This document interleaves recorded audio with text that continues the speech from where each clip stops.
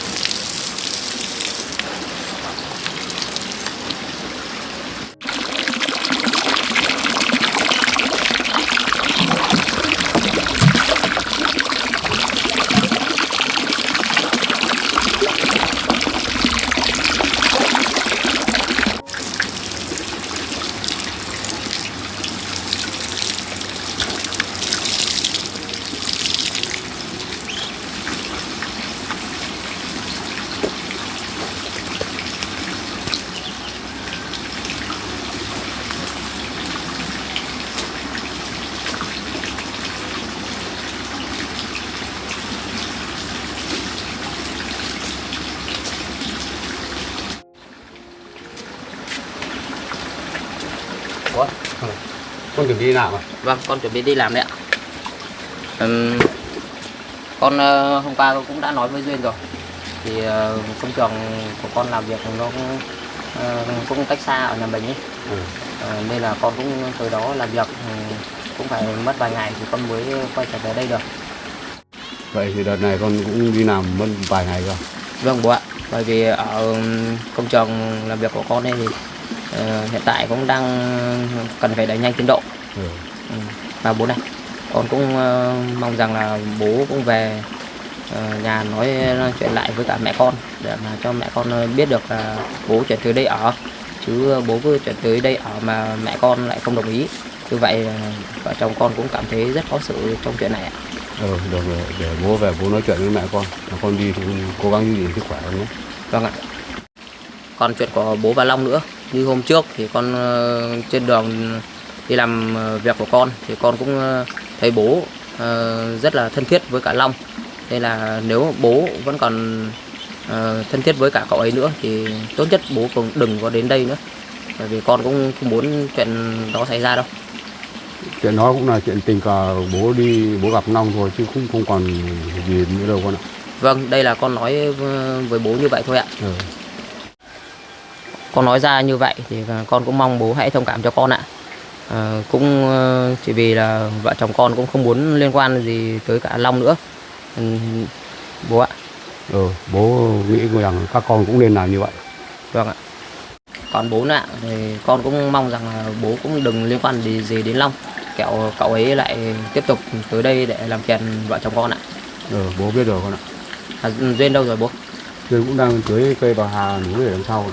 Vâng, vậy con ra đằng sau nhà để con chào Duyên rồi để con tới công trường làm việc. Con cứ ra đấy đi. Bố vào nấu nồi cám cho chó và mèo ăn. Vâng ạ.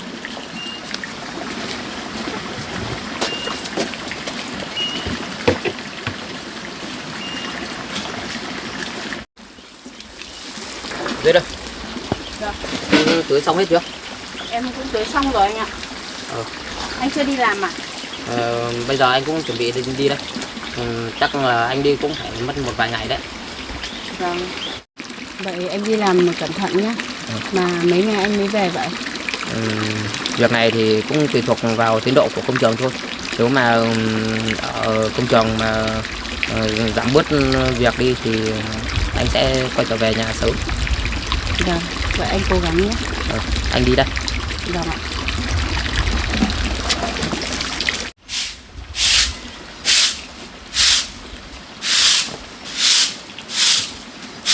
Con đi làm đây bố ạ. Con đi đi.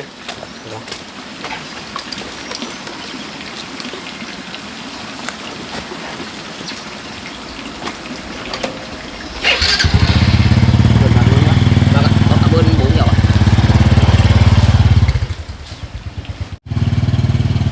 Trung nói cũng đúng. Nếu như bây giờ mình phải đi tìm một nơi ở mới chứ bây giờ mà về thì chắc chắn là vợ mình cũng sẽ giữ mình không cho mình đi.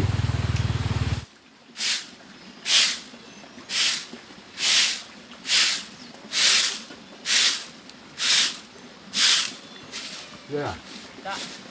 Con hôm nay có phải đi thu hoạch không? Hôm nay con có bố ạ. Bố cũng có chuyện muốn nói với con này. Có chuyện gì vậy bố? Thế hôm nay thì con cứ đi thu hoạch một mình đi nhé. Bố đi ra ngoài cũng có một chút việc riêng rồi. Bố có việc riêng ạ? Ừ, Có quan trọng không bố? cũng quan trọng rồi.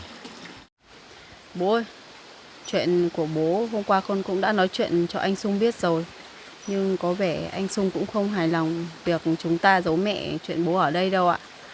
Nên con nghĩ rằng hôm nay nếu bố đi có việc thì bố cũng dành chút thời gian về chỗ mẹ con rồi nói hết sự thật cho mẹ con biết đi. Nếu mẹ con đồng ý cho bố ở đây thì bố ở đây thì sẽ vui vẻ. Còn mẹ con mà không đồng ý thì con nghĩ rằng bố cứ về ở cùng với mẹ đi để cho mọi chuyện cũng có thể êm đẹp. Việc cháu của mẹ không đồng ý cho bố ở đó, con nghĩ rằng bố cứ mặc kệ đi, bố đừng quan tâm quá nhiều đến chuyện đó.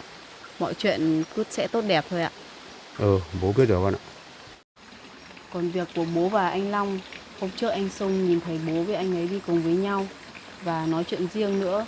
Con thấy có vẻ như anh Sung cũng không hài lòng đâu. Khi nãy thì bố cũng đã nói chuyện với Sung rồi. Cũng chuyện tình cờ thôi. Còn thực tế thì bố và Long cũng không còn gì liên quan thế nào với nhau nữa đâu.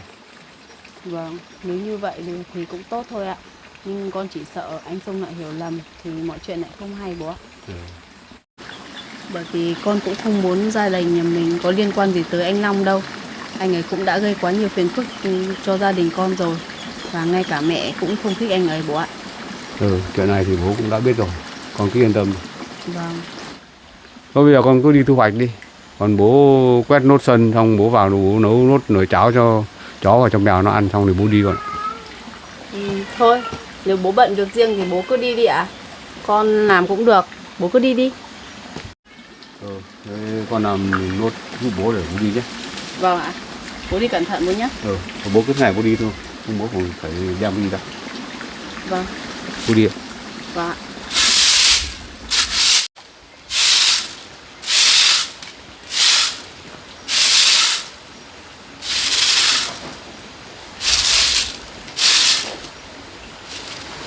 Sao tự nhiên bố lại đi có việc gì vậy nhỉ? Mà bố đâu có nói với mình rằng bố sẽ về gặp mẹ đâu.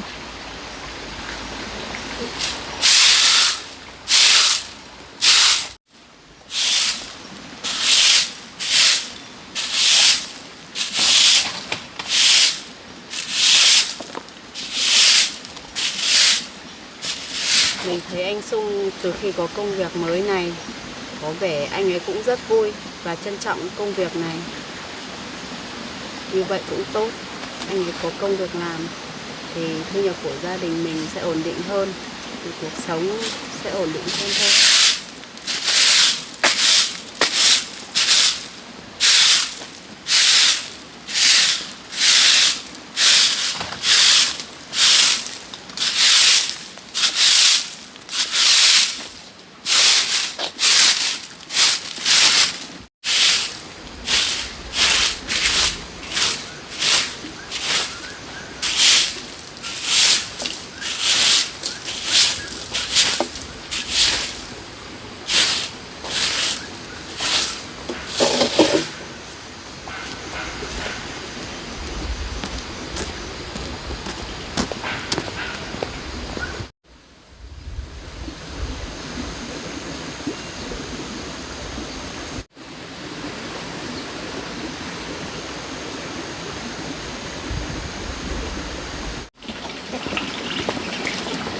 Mình phải cho sẵn cháo ở đây cho chó và mèo ăn. Vẫn nóng, vẫn nóng, vẫn nóng.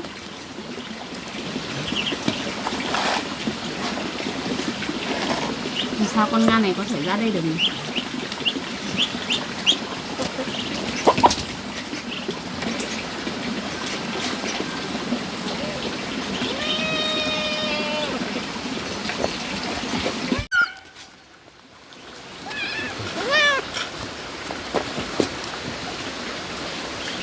Thôi bây giờ mình cũng phải chuẩn bị để đi thu hoạch thôi.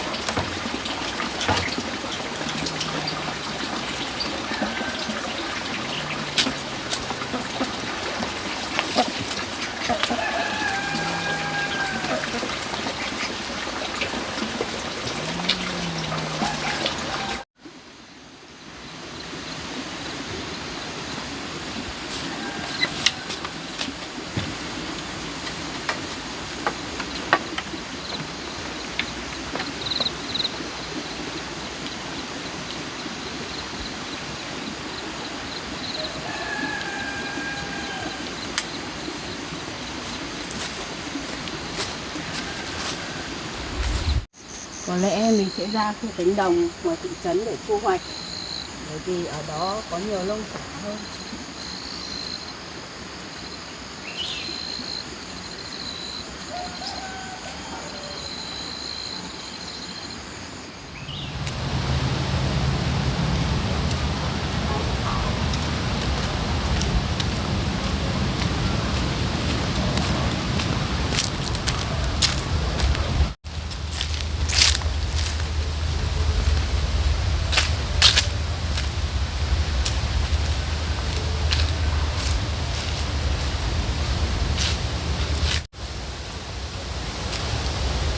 Hôm trước mình đi qua cánh đồng này cũng rất là nhiều nông sản để thu hoạch. Hôm nay mình tới đây để hỏi xem có ai ở đây và cho mình thu hoạch không. Nhưng hôm nay lại không có ai ở đây nhỉ. Hôm trước bố cũng cho mình lời khuyên là mình cũng có sức khỏe để mình tìm một công việc ổn định để mà làm. Như vậy thì cũng tốt. Mình thấy hành chuối này cũng rất là nhiều. Không biết có buồn chuối nào không. Nếu có thì mình sẽ đi hỏi đây là của ai để mình thu hoạch.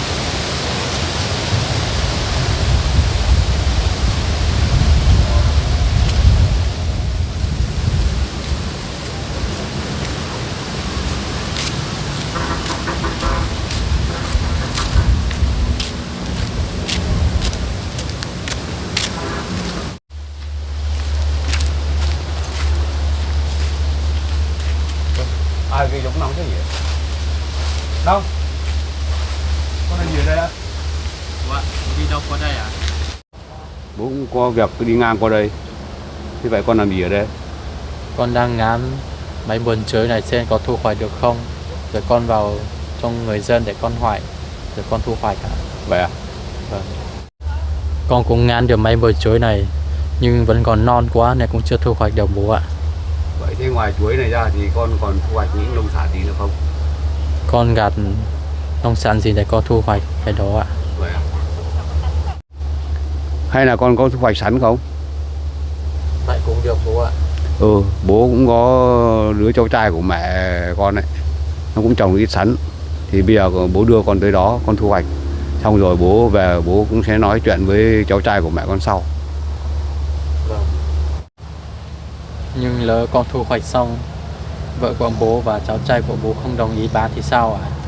Cũng không sao đâu, nhà cháu trai của bà ấy cũng trồng được rất nhiều.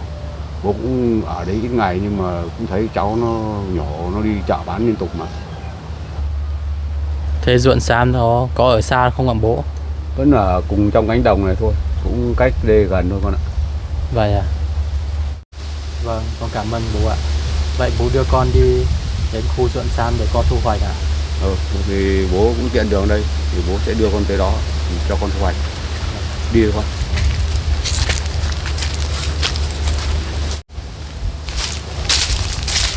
Đi đường nào vậy bố? Bố đi theo đường này.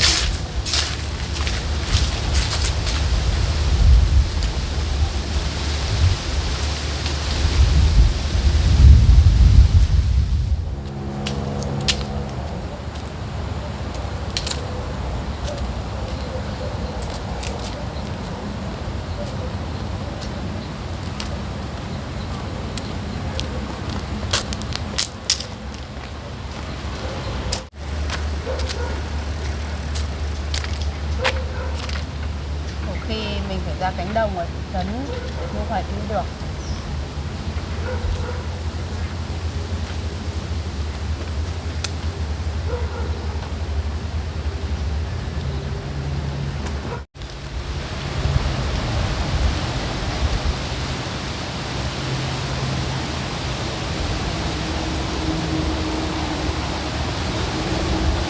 Thì thấy khu đồng này có vẻ cũng rất nhiều hoa màu để mình có thể thu hoạch được.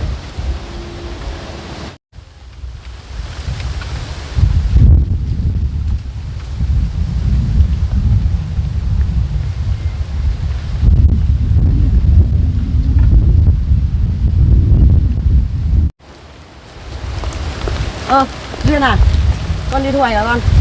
Vâng, mẹ đang đi đâu vậy ạ? Mẹ đang tới nhà con đây. Thế bố con có ở nhà con không?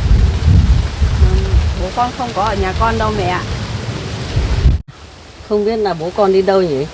Mà đi tận suốt mấy ngày hôm nay rồi con ạ. Vậy à mẹ? Ừ. Bây giờ mẹ rất là lo lắng. Không biết là giờ này bố con ở đâu. Mẹ cũng muốn đón bố về ở với mẹ. Nhưng bố con chỉ nghĩ là xấu về cho cháu của mẹ thôi con ạ. Vậy thì hôm trước con cũng có nói với mẹ rằng nếu bố không muốn ở đó thì mẹ cũng cứ để cho bố đến ở cùng với vợ chồng con cũng được mà. Tại sao mẹ cứ phản đối vậy ạ? Không được đâu con ạ. Mẹ cũng muốn để mà đón bố con về. Để mà hai bố mẹ cũng có tuổi cao rồi. Để về trông nom lẫn nhau. Về già. Còn bây giờ bố con, các con mà có việc thì bố con vào giúp các con thì được. Nhưng mà ở trong đấy là mẹ cũng không đồng ý đâu. Để mẹ đón bố về ngoài này đấy con ạ. Nếu mẹ nói như vậy thì con cũng không có ý kiến gì khác. Nhưng bây giờ quan trọng là phải biết bố đang ở đâu mẹ ạ. Bây giờ mẹ không biết bố ở đâu bây giờ đây. Cũng là may hôm nay mẹ gặp được con ở đây. Nếu mẹ vào trong đó mà mẹ không gặp được bố con thì cũng là mất công con ạ. Vâng ạ. Thế hôm nay con lại đi thu hoạch à? Vâng ạ. Mà mẹ biết cánh đồng này có gì thu hoạch không? Mẹ chỉ con với ạ. Người ta cũng trồng rau cỏ cũng nhiều lắm con ạ.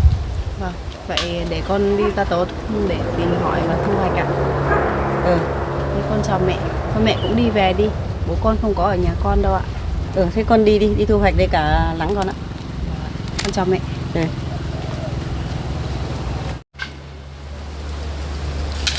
Không biết giờ này ông ở đâu nhỉ? Hay ông lại ở nhà thằng Long? Nhưng thôi, mình cũng phải về để mà đi làm cỏ rau đây.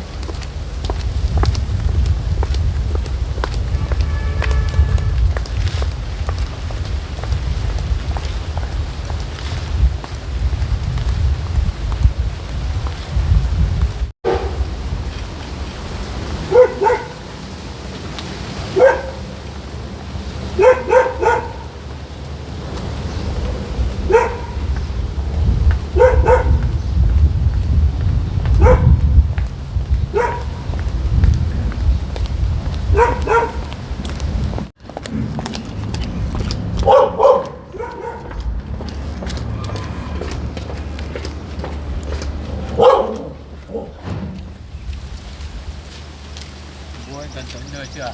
Không gần tới nơi rồi. Ngay đây.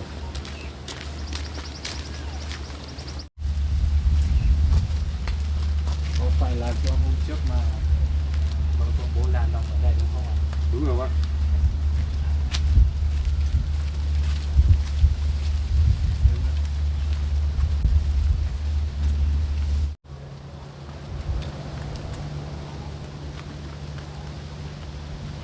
Đây đồng thắng ngay trước mặt đây con.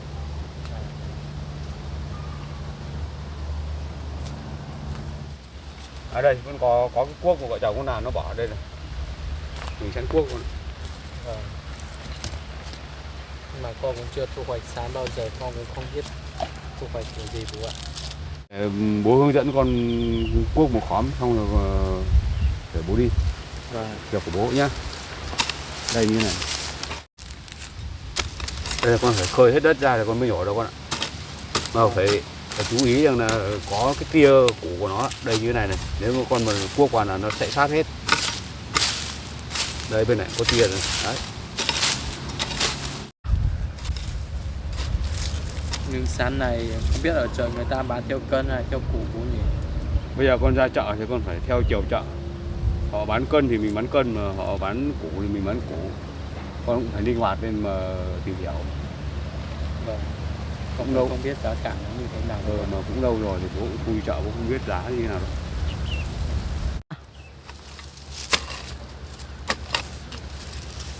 Mà bố thấy con đi thu hoạch được như này là bố cũng rất vui. Chứ còn bây giờ mà con cứ đi ra chợ để con xin tiền của người ta thì cũng không được đâu. Vâng, con cảm ơn lời khuyên của bố ạ.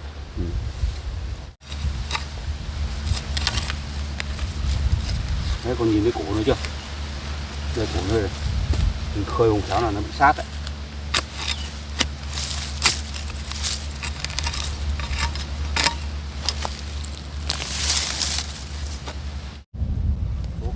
như vậy đã dùng được chưa bố?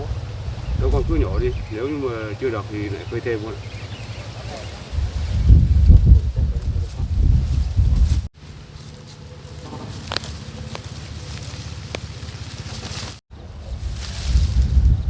Lũ sán như này cũng dễ quá bố nhỉ? Bố cũng khơi bớt hết đất rồi, nó cũng dễ nhổ con. Vâng.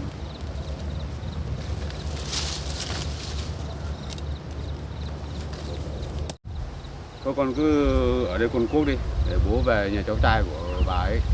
Bố nói với cháu trai của bà ấy là có người đến mua sắn. Hay là bố khơi đất cho con thêm một khó nữa được không ạ? Cũng được. Thôi con đem cái cây sắn này ra chỗ mát kia, con chặt lấy củ con cho vào gùi để đem đi chợ bán.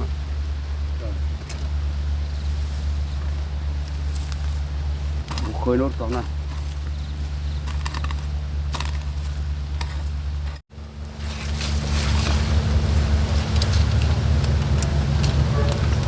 Bố nói với mình rằng bố ra ngoài có chút việc bận. Vậy là việc bận của bố là phải đi thu hoạch cùng với anh Long sao? Bố nói với mình rằng bố không còn liên quan gì với anh Long nữa.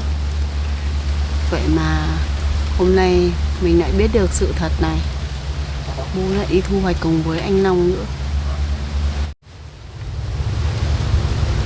Bố vẫn tiếp tục nói dối mình về chuyện của anh Long. Nhưng hôm nay mình đã được ở đây và chứng kiến tất cả. Mình sẽ không bỏ qua cho bố chuyện này.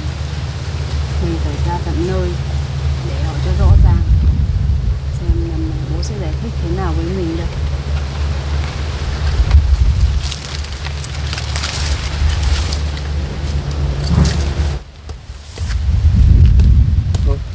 Sao Duyên lại xuất hiện lúc này vậy? Bố Mình nói biết gì? giải thích với Duyên như thế nào đây? Bố nói gì ạ? Không có gì đâu con. Ôi, bố và anh Long tới đây thu hoạch sắn vậy à? Bố nói với con rằng bố ra ngoài có việc bận. Thì ra việc quan trọng của bố là đi thu hoạch cùng với anh Long ạ? Hôm nay con mới biết đấy ạ. Không, bố cũng đi ra ngoài có việc thật. Thế nhưng mà trên đường đi thì cũng tình cờ gặp Long đi thu hoạch. Thì Long nói với bố là không biết thu hoạch cái gì. Thì bố cũng đưa Long về đây để mà thu hoạch sắn rồi con ạ. Bây giờ con mới nhận ra giữa bố và anh Long cũng có rất nhiều sự tình cờ đấy bố nhỉ? Duyên à, cô đừng có nói như vậy. Tôi cũng ra cánh đồng này để thu hoạch, nhưng không biết thu hoạch cái gì. Tôi cũng gặp bố nên bố cũng bảo tôi ra đây để thu hoạch sắn, nên tôi mới cùng bố ra đây thôi mà. Long nó nói đúng đấy con ạ. Mà con lại không tin ở bố nữa hay sao? Con cũng đã tin tưởng bố rất nhiều lần rồi. Nhưng hôm nay con đã chứng kiến thấy tất cả. Con cũng không thể tin bố được nữa đâu ạ. Việc bố đưa Long đi tìm nông sản để mà thu hoạch thì cũng có lỗi hay sao? Chuyện đó thì cũng không có lỗi. Nhưng bố thử nghĩ lại xem, ngày hôm qua bố đã nói gì với con. Vậy mà hôm nay bố lại để cho con chứng kiến tất cả những điều ngược lại vậy ạ? Con nói như vậy thì con lại hiểu lầm bố rồi. Bố cũng chỉ là giúp Long, đưa Long đến đây để mà thu hoạch sắn thôi. Có thật là như vậy không bố? Tại sao lúc nãy con lại chứng kiến thấy bố còn cuốc sắn và thu hoạch cùng với anh ấy mà? Sao bố không đưa anh ấy tới đây thu hoạch rồi bố đi về đi? Cũng là do tôi cũng chưa biết cách thu hoạch sắn, nên bố cũng giúp tôi để thu hoạch, để tôi biết cách thôi mà. Anh làm công việc gì hay như thế nào tôi cũng không quan tâm đâu. Chẳng qua hôm nay tôi cũng tình cờ đi ngang qua đây, tôi nhìn thấy bố ở đây thôi, tôi mới vào hỏi thăm. Chứ anh cũng không cần phải giải thích với tôi đâu. Tất cả mọi chuyện tôi cũng đã biết hết rồi. Tôi làm gì cô không quan tâm, nhưng cô đừng có nói bố như vậy Duyên ạ.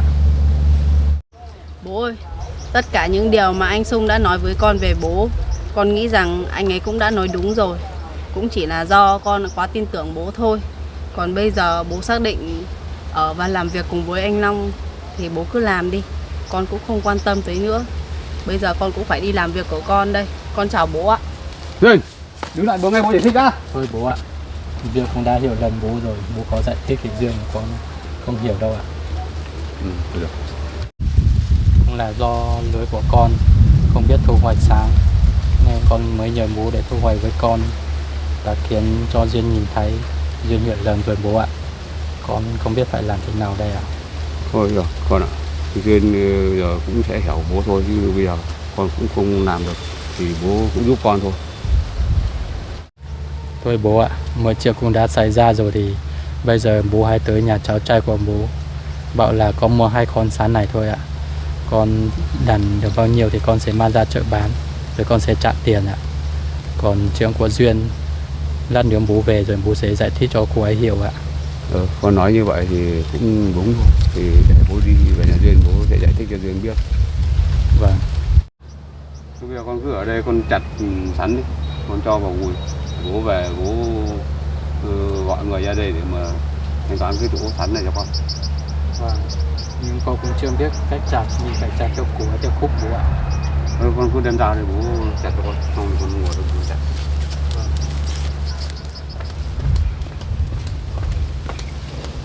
Thế này thì trời cũng nắng rồi, mình cũng ra làm cái cỏ rau cho xong rồi mình đi tìm ông ấy xem ông ở đâu.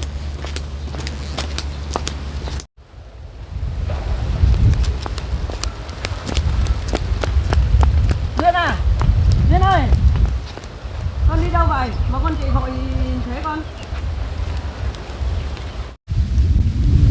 Duyên, thế con thu hoạch được chưa mà nhìn thấy con lại chạy vội vàng như vậy? Con vẫn chưa thu hoạch được đâu mẹ. Sao vậy? Có chuyện gì xảy ra với con à con? Thực ra con cũng không thể ngờ bố con lại là người như vậy đâu mẹ. Bố con làm sao?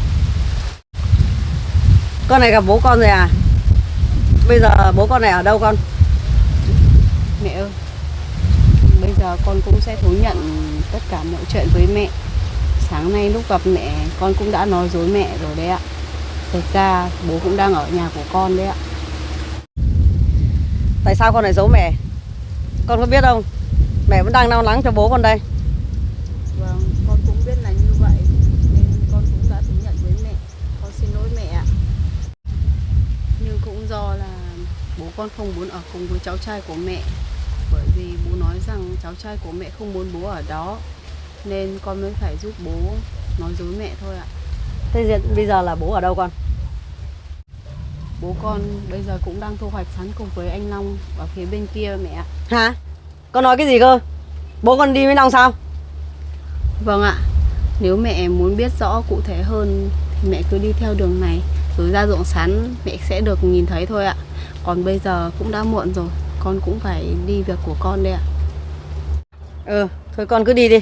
Việc này mẹ sẽ xử lý con ạ. Vâng ạ, con chào mẹ.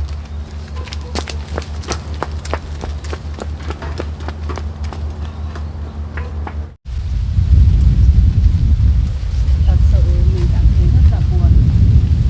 Bây giờ mình sẽ không quan tâm tới việc của bố nữa. Hay là ông đấy, không biết là ông lại cưa đến nhà cháu mình rổ sắn của cháu mình hay không? Nếu ông đường Long đến đấy rổ đây không xong với mình. Không biết là ông ấy á, lúc nào cũng quan tâm đến thằng Long, mà ông á cứ nghĩ xấu về cháu mình. À đây rồi, ông đây rồi.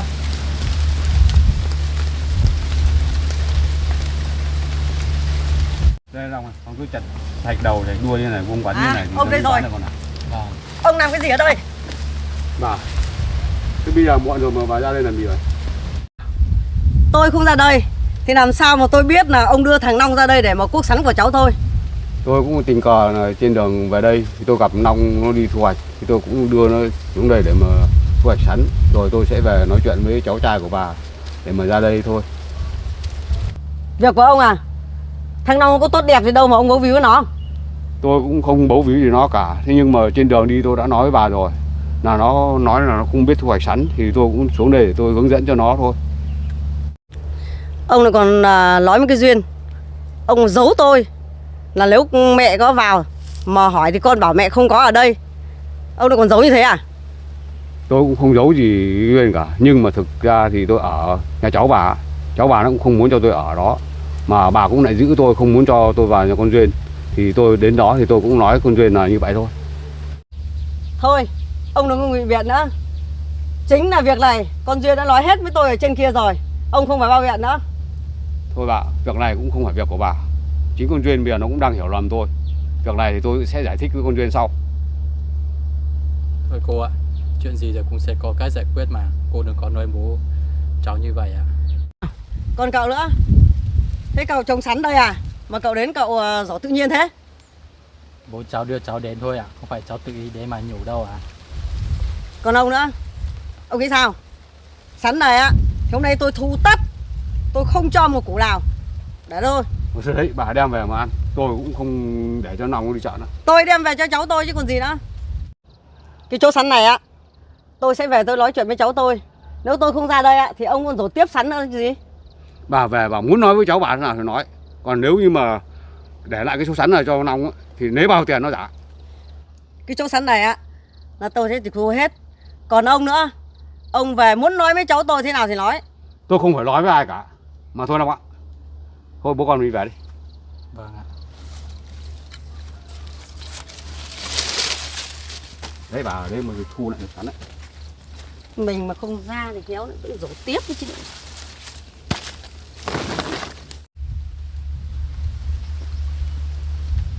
Bố ạ, con xin với bố tất cả những chuyện ngày hôm nay ạ.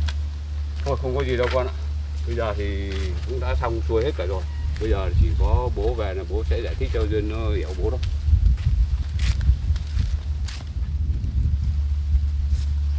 Nghĩ bực mình ghê. Ông lúc nào ông cũng nói xấu về cháu mình. Mà ông này còn đưa thằng Long về đây để mà thu hoạch sắn của cháu.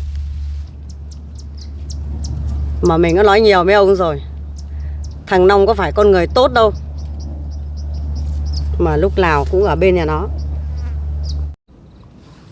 Mình ghét thằng Long bao nhiêu thì ông lại nghĩ tốt về cái thằng Long bấy nhiêu. Mà ông cứ toàn nói xấu cháu mình thôi. Nhưng thôi, mình cũng phải về để mà lựa. Mình nói với cháu mình là hôm nay cô ra cuốc ít sắn này về để luộc. Chứ không dám nói là ông đưa thằng Long cả cháu mình nó lại ghét. Thôi, bây giờ cũng trưa rồi. Mình cũng cầm mấy củ về để mà luộc. Còn một số để đây, chiều mình ra mình làm thì mình lại cầm nốt về. Thôi mình chỉ cầm lần này thôi.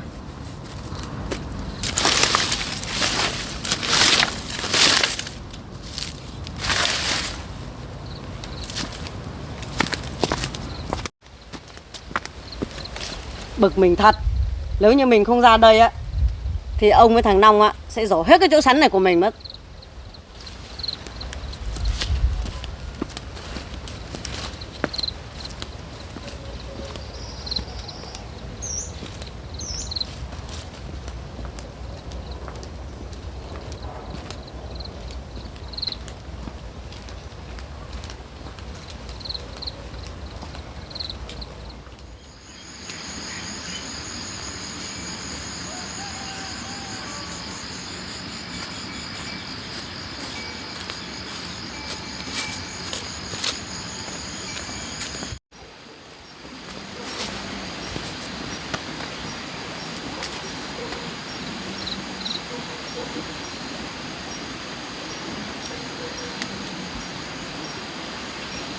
Mình thấy anh Sung nói cũng rất đúng. Tại sao bây giờ bố lại có thể nói dối mình như vậy được?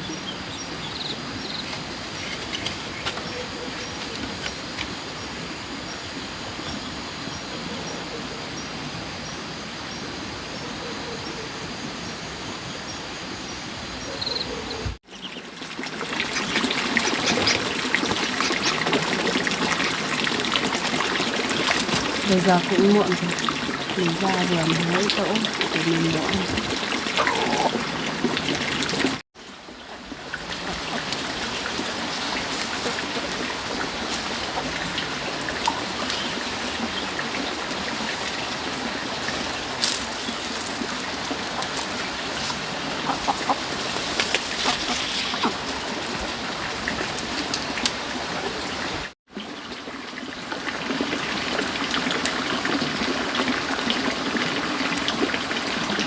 May là hôm nay mình ra cánh đồng thị trấn để mình thu hoạch nên mới biết được sự thật của bố và anh Long như vậy. Mình cũng không thể ngờ rằng bố lại có thể nói dối mình vì anh Long như thế.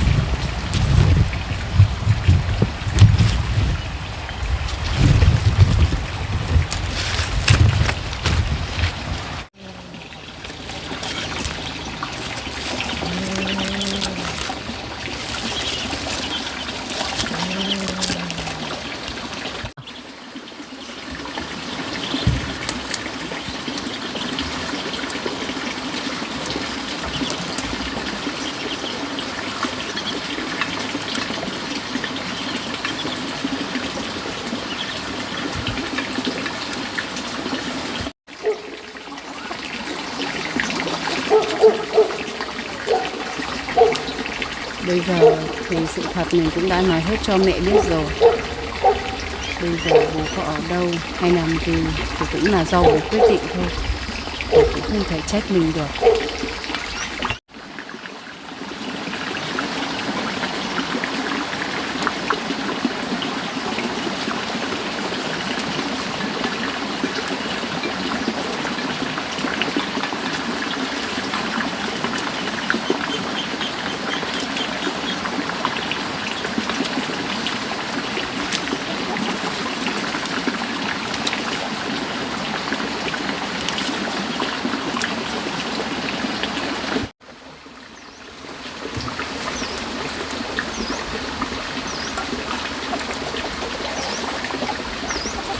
Một mình chắc cũng chỉ ăn như vậy là đủ thôi.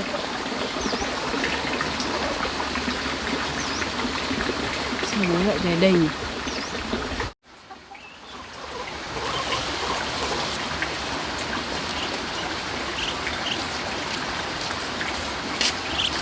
Thế à? Mọi chuyện cũng không như con nghĩ đâu con ạ. Thôi bố đừng nói gì nữa cả. Con cũng không muốn nghe bố giải thích gì nữa đâu ạ. Con hãy nghe bố nói, tất cả những gì mà con thấy nó cũng không phải là sự thật đâu con ạ. Bố nói với con rằng đó không phải là sự thật. Vậy thế đâu mới là sự thật hả bố? Hôm trước anh Sung nhìn thấy bố đi cùng với anh Long. Bố cũng nói với con đó là sự tình cờ. Vậy hôm nay con nhìn thấy bố đi cùng với anh ấy, thu hoạch cùng. Vậy mà bố cũng nói với con là tình cờ. Như vậy là sao ạ?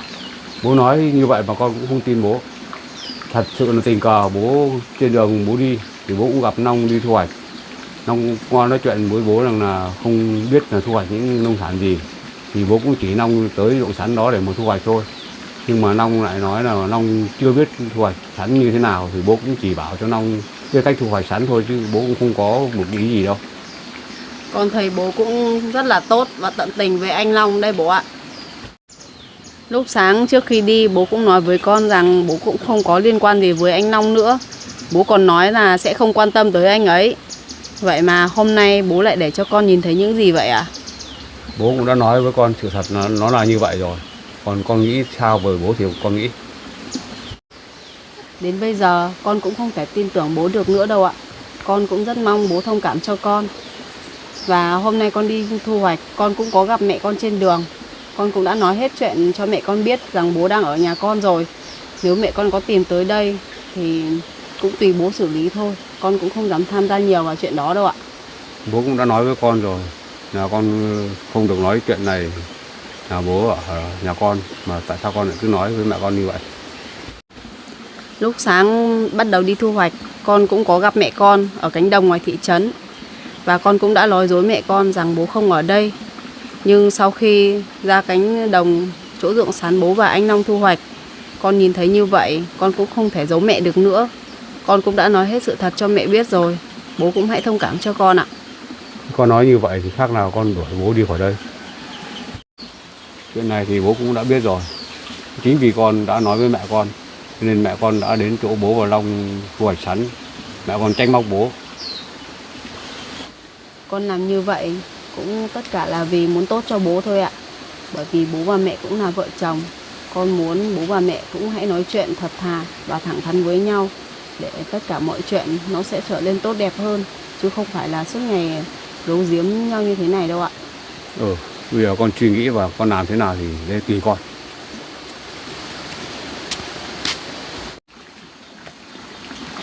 Không khóa nhà đâu con, đưa cho bố. Đây